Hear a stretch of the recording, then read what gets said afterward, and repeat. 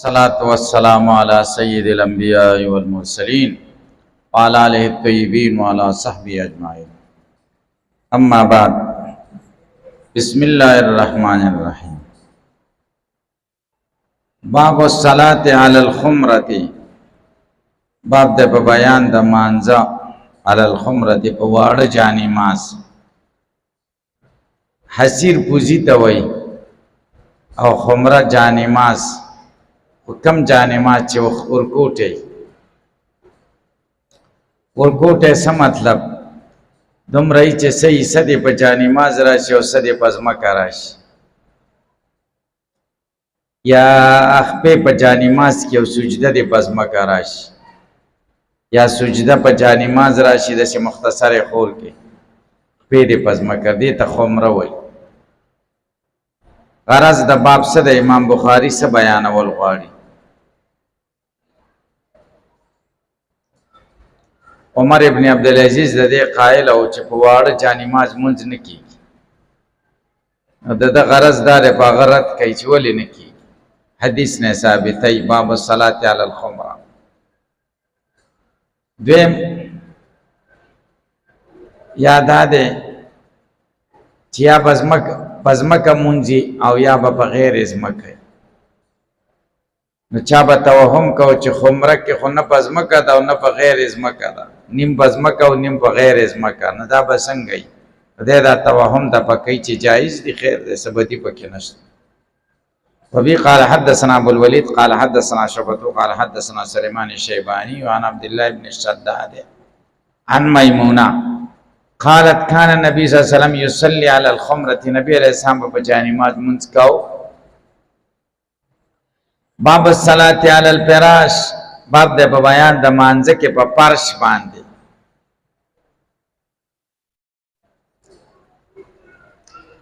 فرش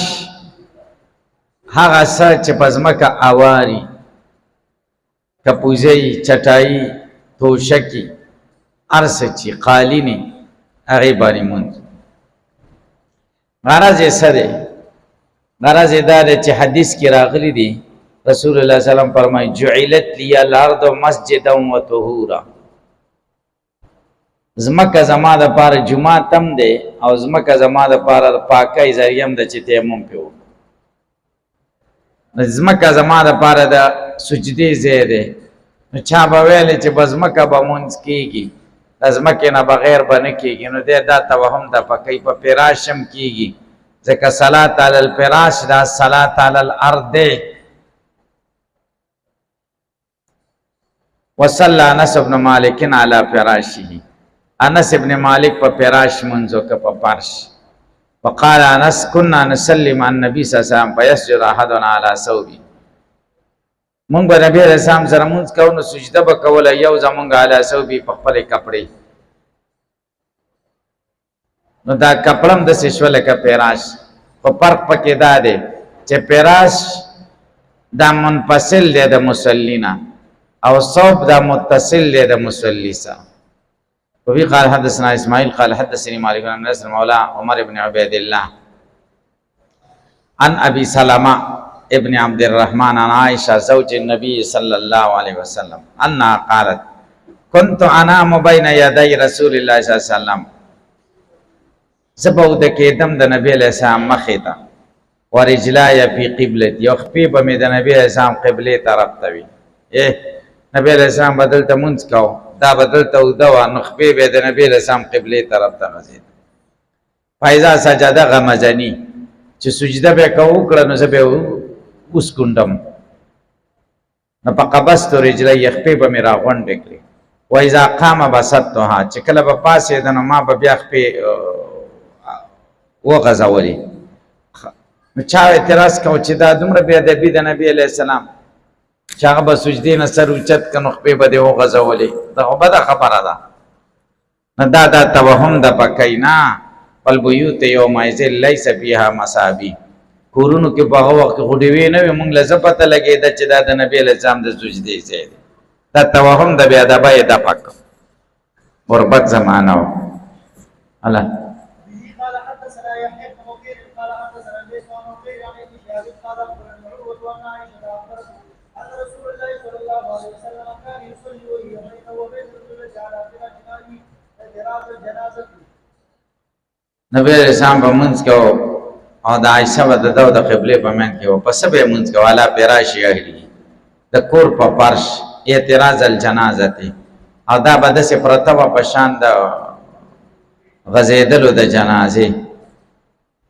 الله به قال حدثنا عبد الله بن يوسف قال حدثنا الليث عن يزيد عن عراق عن عروة أن النبي صلى الله عليه وسلم كان يصلي وعائشة معترضة بينه وبين القبلة على الفراش الذي ينامان هغه پیراش په نبی رسول الله کې او یا نامان علی چې دواړه په پیوده کې دنه په پیراش ثابت شه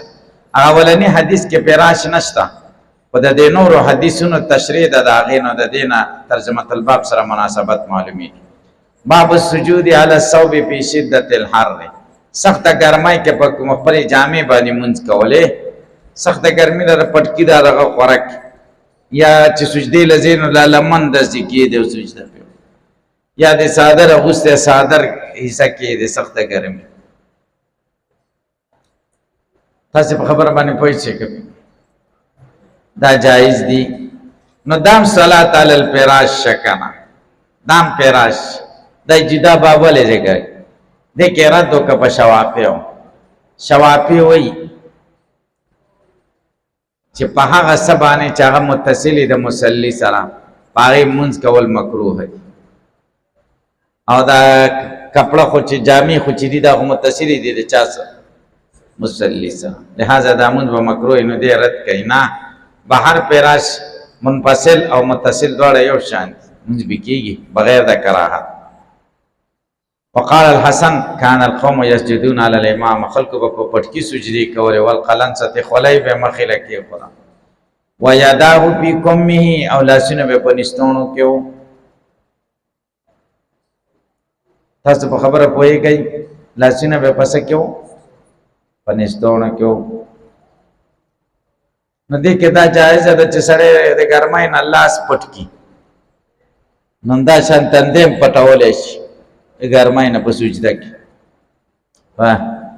قال حدثنا ابو الوليد هشام بن عبد الملك قال حدثنا ابي بن الفضل قال حدثني خالد بن القطان عن بكر بن عبد الله عن انس بن مالك قال قلنا نصلي مع النبي صلى الله عليه وسلم فيزع احدنا فوق الصوت بشده الحر في مكان يخوده به یو زمانګه یو حصہ د جامو د سخت ګرمای نه پس چیرته به می خوده په زید سجده کې ما بالصلاه په نعال په پانو کې منځ چې پنه صفای نو منځ پکې جایز ده قال حدثنا ادم بن ابي ياسر قال حدثنا شعبة قال اخبرنا ابن مسلم وسعيد بن يزيد الازدي قال سالت انس بن مالك فكان النبي صلى الله عليه وسلم يصلي في ناره قال نعم ایا نبی اسلام په پانو کې منځ کاو انس وای نعم او ولنا دې کې څه اختلاف نشته باب الصلاه په الخفاف په موضوع کې منځ پاکي او مسه چې پښوی نو بیا خو څه اختلاف نشته قال حدثنا ادم قال حدثنا شعبة عن الاعمش قال سمعت ابراهيم يحدث عن عمرو بن الحارث قال رايت جرير بن عبد الله قال ثم توسع ومسح على خفيه ثم قام فصلى فسئل فقال رايت النبي صلى الله عليه وسلم صنع مثل هذا قال ابراهيم فكان يعجبه لان جرير كان من اخر من الامه الاسلم حمام ابن الحارث وی جرير ابن عبد الله بجلی میں ولیدو چې تشی امتیاز یو کړی بیا او دسو کو مسه په موضوع وکړه بیا ود پاسه دا فصلا په موضوع کې منځو کو دنه تاسو چې دا موضوع باندې د مسول وکړه فقال رايت النبي صلى الله عليه وسلم مثل هذا نبی علیہ السلام لیدلی چې داسې کړی مثل هذا داشان جریر د نبی علیہ السلام د وفات نشل ورځ یا 50 ورځې مخکې مسلمان شوی اخر وخت مسلمان قال ابراهيم وي فكان يوجبهم دی بدر جرير حدیث ډیر خوشاله ول فكان وو يعجبهم د جرير دا حدیث وو يعجبهم چې دوی په تعجب کې چول یعنی ډیر به خوشاله ول وس ولې خوشاله دل ځکه دا توهم کېدا چې مسه په خپینو جایز ده او چې دا او د آیت راغی دا خو مدنی دی او مائده کې راغلی دی دا او د آیت کوم صورت کې دی سورۃ مائده شپږم آیت دی یا ایها الذین آمنوا اذا قمتم او مائده خو آخري صورت نازل شوه. بعض خلق په ویل چې مسال الخفین منسوخه ده په چا باندې په آیت د مائده. دا حدیث چې جریر نقل کنه دی ډېر خوشاله ول چې مسال الخفین منسوخ نه ده ځکه جریر خو آخري مسلمان دی په آخري مسلمانانو کې دی. نو دا خو د روایت دی. ولی لأن جریرا کان من آخر من اسلم، جریر د رستنو هغو نه و چې اسلام یې راوړی دی. قال حدثنا اسحاق بن نصر قال حدثنا ابو اسامه عن الاعمش عن مسلم عن مسعود بن المغيرة بن شعبة رضي الله عنه قال وصلى النبي صلى الله عليه وسلم فمسح على خفيه وصلى. دا ډېر ځل ویل شوی. باب اذا لم يتم السجود، چې سجده پوره څوک ونه کړي. سوال دا دی چې دا باب خو د ثياب مبارک کې دی، کتاب مبارک د چا کې دی؟ کپړو کې دی. ځکه مطلب د مانځه شرایط بیانوي. اول او دس او دویم کپڑے او دریم چې کوم دی وروسته ورپسې قبله راځي. تاسو په پوه شئ څه راځي؟ نو باب ما اذا لم يتم سجود، دا خو د سجدې مسله ده، دا خو وروسته باب کې ذکر کول پکار دلته ولې ذکر؟ بعضې وایي خطایي شوې ده په دې دوو بابونو کې. هلته دوه بابونه دلته پکارو او دلته دا دوه بابونه هلته ذکر کول پکارو. بعضی وایي نه سهوه نه ده شوې، د دې مناسبت دی د ثيابو سره، ځکه سجده کې ثياب استعمالول لکه مخکې چې تیر شو کو سجده علی ثياب. نو چې سجده سړی په کپړې یا په پیراشو کې نو دا سجده پوره شوه که پوره نه شوه؟ وایي پوره ده. قال حدثنا صلت بن محمد قال حدثنا ابي عن واصل عن ابي وائل عن حذيفه رضي الله عنه راى رسول الله يقيم ركوعا ولا سجودا فلما قضى صلاته قال له حذيفه ما صليت قال واصبوا قال له متمت على غير سنه محمد صلى الله عليه وسلم. سجده ورکوع پوره نه کولی او سړی حذیفه ورته وایي ما صلیت مونځ خو دې ونه کړ. قال راوي وایي واحسب زما ګمان دی چې حذیفه ورته داسې ویل لو مت على غیر سنت محمد صلی الله علیه وسلم، که په دې حالت کې ته مړ شې نو د رسول الله صلی الله علیه وسلم په طریقه نه یې مړ. باب یبدئ ذبایحه ویجابي جنبیه. ویبدي ښکاره بکي یا لرې بکي. یبدي په معنا د لرې کولو سره هم راځي. چې به لرې کي ذبایحه مټې، ویجابي لرې بکي جنبیه طرفونه په سجودي په سجده کې. یبدي ښکاره بکي ذبایحه مټې به ښکاره کړي، دا بن خلایي نه د دې دغه سره بدن سره. ویجابي لرې بکي جنبیه دا اړخونه دا د چانه به لرې کړي د دې مټو نه په سجودي په سجده کې ځان بن خلایي نه. قال حدثنا يحيى بن بكير قال حدثني بكر بن منصور عن جابر عن ابي هريره عن ابي مالك بن محمد رضي الله عنه ان النبي صلى الله عليه وسلم كان اذا صلى قبض غير يديه حتى يقول. لاسونه په من کې به جدایي راوستا تر دې چې ښکاره کېده به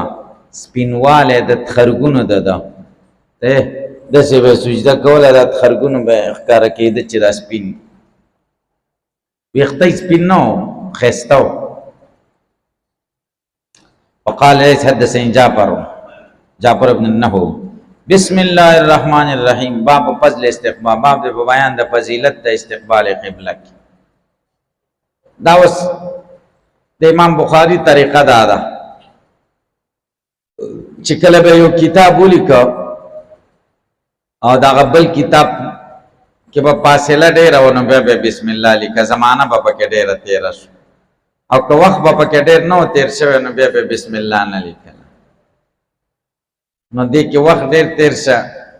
نو ځکه چې کوم دی دغه کې بسم الله یې ځکه ولیکه. د مانځه په مسلو کې دی روان دی کتاب الصلات، او بیا شرایطو کې اول شرط وضو دی، او دویم شرط عورت پټول دي، او دریم شرط استقبال قبله د دې کې شروع کوي. باب د په بیان د فضیلت د استقبال قبله ته د مخ کولو فضیلت. او یستقبل باطراف رجلیه القبله، مخامخ کوي به طرفونه د ګوتو د خپو قبله ته، یعنی ګوتې به هم قبله ته په سجده کې متوجه کوي. قال ابو حمید عن النبي صلى الله عليه وسلم به قال حدثنا عمرو بن عباس قال اخبرنا ابن مهدي قال حدثنا منصور بن سعد عن ايوب بن سياء عن انس بن مالك رضي الله عنه قال قال رسول الله صلى الله عليه وسلم من صلى صلاتنا واستقبل قبلتنا واكل ذبيحتنا فذلك المسلم الذي له ذمه الله وذمه رسول الله فلا تقتلوا الله بذمته. دا انس رضی الله عنه فرمایي چې رسول الله صلی الله علیه وسلم فرمایلی چا چې زمونږ په شان مونږ وکړو صلاتنا منسوب ده به نزل حافظ من صلى صلاتنا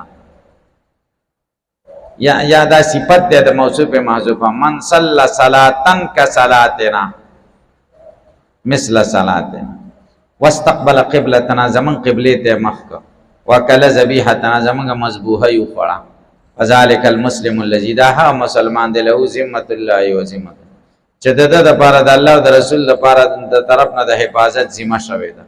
چې ستا مال جان عزت به محفوظ څوک برته سنه وایي ځکه مسلمان دی که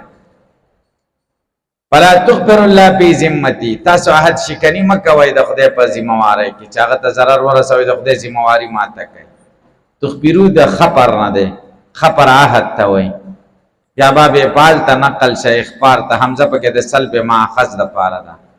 عهد ختمول فلا تخبر الله تاسو عهد ما ختموي عهد شکنی مکوئ نو حمزه پکې د سلب بار شو سلب ماخذ د پاره چې عهد ما ختموي دی ذمت عهد شکنی مکوئ د خدای په ذمہ واری کې یعنی تاسو ورته ضرر مرسوي چې منځ کوي قبله ته منځ کوي زمونږ لاله خوري نور پکې څه دي کافر به ورته نه وای چې ته کافر خدا په دې شرط چې د نور ضرورت د دین نه منکر نه وي کله نور ضرورت د دین نه منکر او دا کارونه کول بیا به مرتکا پر وای الکه په پوهچ ک تعویل پکې کې دې شنو تعویل په پکې کوي او ک تعویل پکې کې څه خبره بیان نشته بیا کافر دی فتوا زر لګول نه دی پکار ملایان زر فتوا لګي تاسو یقین بخدای وکړه ملایان د کوپر په فتوا کې ډېر زړول په خواني عالمان دا شی نه کوي بد دي فتوا نه ځات په مسله به حکم کاو په شخص نه کاو تاسو هم د څه کوي لکه دا کار د کوپر دا چاته د پلان کې سره څنګه د څه کوي وای زنه خبر خدا کار د کوپر پلان کې مال پته نشته خدا کار صحیح نه دی کار خبره به کوي دا کار صحیح دی او دا کار صحیح نه دی سړی باندې بنوای دا سړی کافر دی او دا خسړی دی د څه پته چې خسړی دی کنه او ټول خلکو په ګمان د څه کو د خسړی کو چې ټول خلک خلک وای اور پسې قال حدثنا نعيم قال حدثنا ابن المبارك عن حميد طويل عن انس بن مالك رضي الله عنه قال قال رسول الله صلى الله عليه وسلم امرت ان اقاتل الناس حتى يقولوا لا اله الا الله فاذا قالوها وصلوا صلاتنا واستغفروا قبلتنا واكلوا سبيلتنا فقد حرمت علينا دماؤهم واموالهم الا بحقها وحسابهم على الله. وقال علي بن عبد الله حدثنا خالد بن الحارث قال حدثنا حميد قال سال ميمون بن سياء انس بن مالك وقال يا ابا حمزه وما يحرمك من العبد وماله فقال من شهد ان لا اله الا الله واستغفر سوچ گوايو کې د دې خبرې چې لا اله الا الله تا نه هنس نه چاته پوسکو چې هغه څه شی دی چې د یو بنده وینه حرامي او مال حرامي انا غورته من شهد الله اله الا الله څوک د دې خبرې گوايو کې چې لا واستقبل قبلتنا وصلى صلاتنا وكل ذبيحتنا د دې مال وینه حرامه ده فول مسلم له مال المسلمین د مسلمان د لپاره غسدي چې مسلمان د لپاره سدي وعلي په د واجب دماغ څه علی المسلم چې په مسلمان څه ضروری دي. وقال ابن ابي مريم اخبرنا يحيى بن ايوب قال حدثنا حميد قال حدثنا انس عن النبي صلى الله عليه وسلم باب قبلة اهل المدينه واهل الشام والمشرق ليس في المشرق ولا مغرب قبلة لقول النبي صلى الله عليه وسلم لا تستقبل القبلة بغاية او بولن ولكن شرق و غرب. باب د بیان د قبله د اهل مدینه او د اهل شام او د مشرق. تاسو یقین وکړئ چې د امام بخاری رحمه الله ډېر لوی شان دی او د علم شان معلومی کی د تراجمونه او د امام بخاری رحمه الله تراجم ډېر جوړ دي بعضې داسې دي چې شارحین ویلي چې دا صحوه شوې ده، یعنی سختی او جوړتیا پکې ډېره ده. بعد د په بیان یو د هغې اګرانو تراجمو نه دا ترجمه ده. باب د په بیان د قبلې د اهل مدینه او د اهل شام. د اهل مدینه او د اهل شام قبله کم طرف ته ده؟ جنوب طرف ته ده. صحیح ده. نو قبله د اهل مدینه او مشرق هم نه دی او مغرب هم نه دی، بلکې کم ځای دی؟ جنوب طرف دی. د اهل مدینه او خو داسې قبله ده، داسې کعبه ده، دلته مدینه ده، نو داسې قبله ده. هلته دا نه مشرق دی او نه مغرب دی.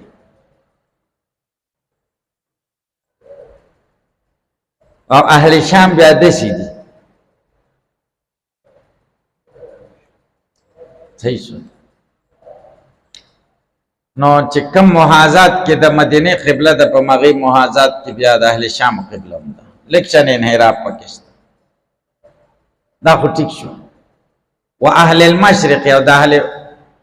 والمشرق او د مشرق والو قبله. دې کې اوس خبره ده چې دا اول مشرق یې څنګه پې کړی. بعضې خو وایي چې دا اول مشرق کو ټکی کېنه چې دا د ول مشرق ټکی دا غلط دی، صحوه د کاتبینو نه راغلی دا ترې لرې کوي، نو بیا خبره صحیح کېږي.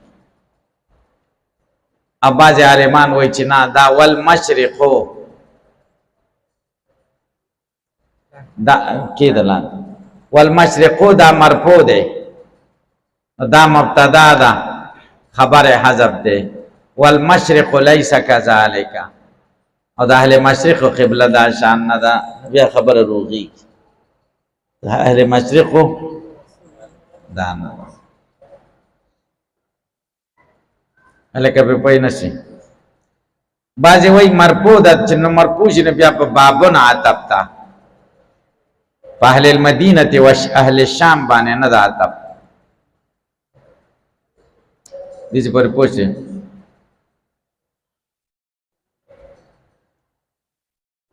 نو دې کې چې کوم دی ابن حجر عینی چا ورته جر ویلی دی او چا د رفع قول کړی دی. دې پر پوه شئ. تقدیر د ترجمې به داسې شي: باب قبلة اهل المدینة و اهل الشام والمشرق والمغرب ليس في التشریف ولا في التغریب. د اهل مشرق او د اهل مغرب او قبله په مشرق او مغرب کې نه ده. هلکه پې پوه شي.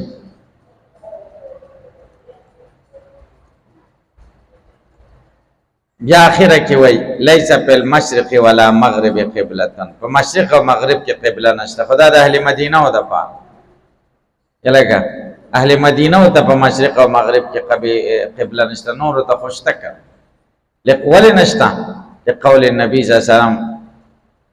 ځکه نبی علیه السلام د میتیازو او دسمات باره کوي لا تستقبل القبلة بغایتن، او قبلې ته مه مخ کوئ بغایت او په بول کې، ولکن شرق و غرب، تشریق او تغریب. لکه مشرق یا مغرب طرف ته قبله وی نو نبی علیه السلام خو بیا نه ویلی چې هلته خو وایي لا تس قبلې ته مه مخ کوئ، نو بیا څنګه وایي چې مشرق او مغرب ته مخ کوئ؟ که مشرق کې قبله وی یا مغرب کې، نو بیا به معنا ده قبلې ته مه مخ کوئ مګر قبلې ته مخ کوئ. تناقض راځي که. وایه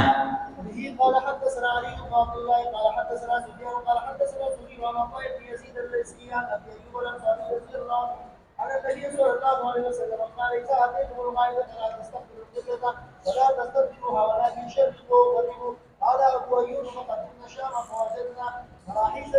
مونږ شام ته لاړو. ابو ایوب انصاري وایي مونږ پیدا کړه مراحیض ټټۍ پیژنئ. بنیاد قبله طرف ته جوړې شوې، قبله ته پنان حرې کوم. مونږ به لږ کاږه کېناستو، ونستغفر الله عز وجل، خدای نه به م بخښنه وغوښته. هلکه تاسو پې پوه شئ. کاږه به م کېناستو، خپل وس به م وکړو، خو د خدای نه به م بخښنه هم وغوښته. خو بخښنه به م د چا دپاره وغوښته چې چا دا جوړ کړي دي. سوال دا چې هغه خو کافرانو هغوی دپاره څنګه بخښنه غوښته چې چا جوړ کړي. نو دا معنا شو چې مونږ خو به انحراف وکړو خو بیا به هم قبلې طرف ته لږ مخ و نو هغې نه به م استغفار وکړو. وعن زریان تا قاسم دوی نبی صلی اللہ علیہ وسلم مثله باب قول الله عز وجل واتخذوا من مقام ابراهیم مصلی ونیسئ په مقام ابراهیم کې د مانځه ځای، یعنی مقام ابراهیم کې مونځ وکئ.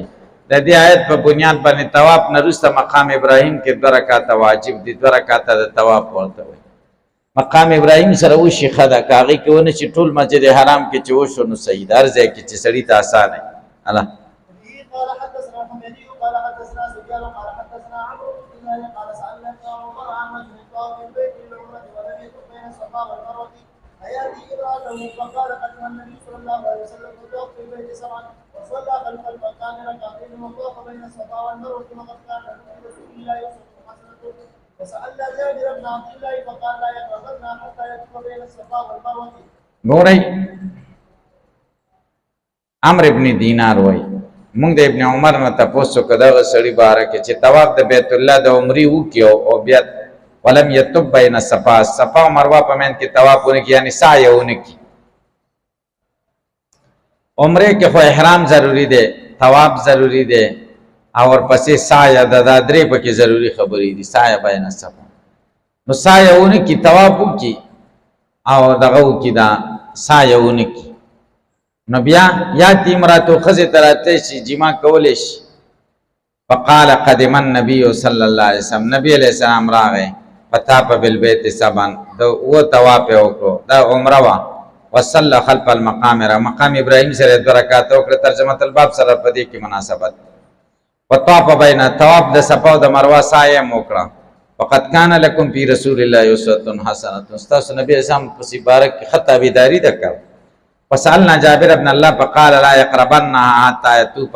خزي لبنه نزدیکی تر څو چې طواف وکړي د صفا او د مروه په منځ کې. الته خلک د دې مسلو نه بالکل نه خبر. تاسو په خدای یقین وکړئ دا ګرانې مسلې دي، بس هسې لاړ شي او تاو راتاو شي وایي کار وشي، نور مسلو نه دي خبر چې دا څه صحیح ده. الته ما سره یو سړی میلاو شي جمعې ورځ زه وختي لاړم او ډېر ښایسته سړی و، ښایسته ګیرې و، خداسې ما ته رانږدې شه وایي ډېر ښه را باندې ولګېدې او بد دا چل دی. نو ما ته تپوس وکړم د کوم ځای وایي د دغه یم د هلمند یم د افغانستان د هلمند ملخه تعارف یې را سره وکړو نو خطایي ته شوې وه صحیح ده. طواف یې نه طواف هم کړی و سعی هم کړې وه هر څه یې کړي خو سر یې نه و کل کړی و احرام یې لرې کړی. نو ما بیا ورته ویل داسې وکړه غلطي دې کړې ده خو زه نیمه ورځ لا نه ده تېره شوې لاړ شه سعی دغه وکړه صدقه وکړه. نو بیا یې رانه دا ناپوه ما خو زه ډېر په احتیاط کړېدم یاره دا به غټ علم وي ځکه د عالم په شانې چهره و هر څه د عالم په شان و پټکې وغیره. نو بیا ما ته ویل یو تپوس کوم عمل وکړی وایي دلته اول د جمعې مونځ کوي که د ماسپښین مونځ اول د ماسپښین مونځ کوي که د جمعې ورځ به زه پوه شم چې حمار ګل دی خو اوس حمار مولوي صاحب دی. نو ما ورته ویل چې کلي کې څنګه چل کېږي هلته اول د جمعې کېږي که دغه کېږي کلي په طریقه یې کوي هلته اول د جمعې کوي که د ماسپښین وایي نه هلته خو د ماسپښین نه 2 رکعاته کېږي بل دلته هم همدغه شان ده ویل چې دلته به 2 کوي. تاسو په خبره پوه شئ. یو بل سړی و سپین ږیری و او موږ نه داسې مخکې ناست و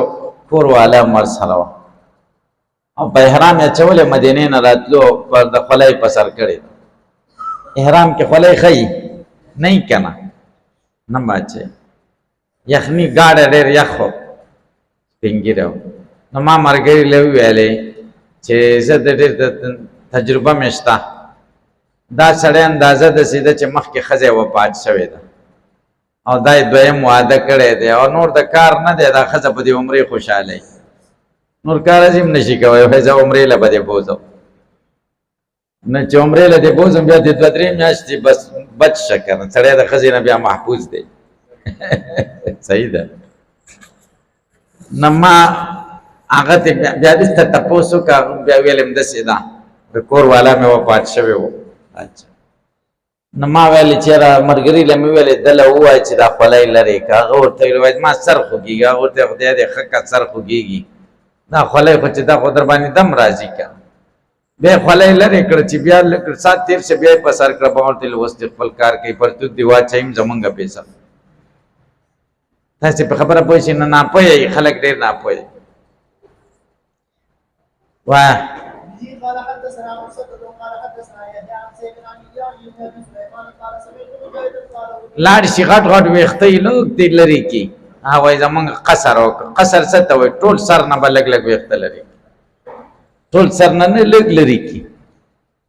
سڼو سره لاړ شي او سڼو سره راځي وایي مونږ عمره وکړه ته تپوس ته وکړې چې سڼه نه دې څومره ټول خو یې نه یې لرې کړي که نه ټول نه لږ لږ نه یې لرې کړي ټول نه به لږ لږ لرې کړي هغه یې لږ چانې ته لري تاسې پې پوه شئ که پې پوه او چې په دې صفا مروه کې به ناست دي یا ځلې مونږ د جمعې مونځ پکې راغی جمعې لمانځه ټیم به دلته ایسته کېناستو راشو او یو ما ته را نږدې شه که نه دغه یې راکړه بیاتي یې راکړه وایي دا سر رانه لږ دغه کړه ما ته یې نه کېږي زه دا خو تا نه سر دغه کړو زمونږ کار خرابېږي احرام کې خو به د چا سر نه کټ کوې که نه نه به خپل کوي یو دې بعد به کل کې بیا د هغه نور که به ملګرو کل کوي نو ټیک ده صحیح ده ته په خدای قینو که لکه د ښځو چل کوي لږ ویښته دلته واخلي وایي کار وشي ناپوهي ډېره ده الله قال حدثنا مسدد قال حدثنا يحيى عن سيد بن ابي سليمان قال سمعت مجاهدا قال اوتي ابن عمر فقير هذا رسول الله دخل الكعبه وقال ابن عمر فاقبل النبي صلى الله عليه وسلم قد خرج نبی اسلام وتلی و د کعبې نه واجد بلال مې پیدا قائما بین البابین فسالت بلال فقلت اصلى النبي صلى الله عليه وسلم بالكعبه قال نعم رکعتين بین الساریتين دو رکعت وکړو دا دوستانو په منځ کې اللتين على يساره اذا دخلت چې ګس طرف ته چې ته د اسمه خرجه فصلى في وجه الكعبه د کعبې مخې ته دو رکعت دا باب سره مناسبت چې کعبه مخې له چوک دا مقام ابراهیم سره دی الله قال حدثنا اسحاق بن مسلم قال حدثنا عبد الرزاق قال اخبرنا ابن جريج بن عطاء قال سمعت ابن عباس رضي الله عنه قال لما دخل النبي صلى الله عليه وسلم البيت دعا في نواحيه كلها ومن الكل حتى خرج منه فلما خرج ركع ركعتين في قبول الكعبه وقال هذه القبله دا قبول الكعبه چوک دا مقام ابراهیم دی باب التوجه نحو القبله دی مخ باندې قبله ته چې کم ځای کې سړی عین قبله ضروری نه ده جهت او سمت ضروری دی قال نبی استقبل القبله وكبر الله قال حدثنا ابو الليث رجاء قال حدثنا اسرائيل عن ابي اسحاق عن البراء رضي الله عنه قال كان رسول الله صلى الله عليه وسلم صلى على بيت المقدس 16 شهرا او 7 دا په مدینه کې دا مخ کې تیر شوی ښا استقبال قبله خبره تیر شوی و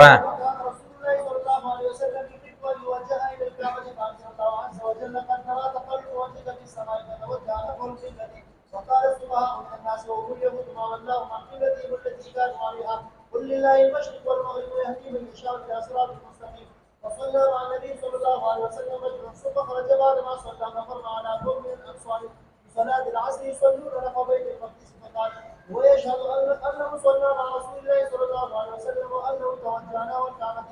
وتحرف القوم حتى توجهوا نحو الكعبه وبه قال حدثنا مسلم بن ابراهيم قال حدثنا هشام بن عبد الله قال حدثنا يحيى قال كثير عن محمد بن عبد الرحمن عن جابر بن عبد الله رضي الله عنهما قال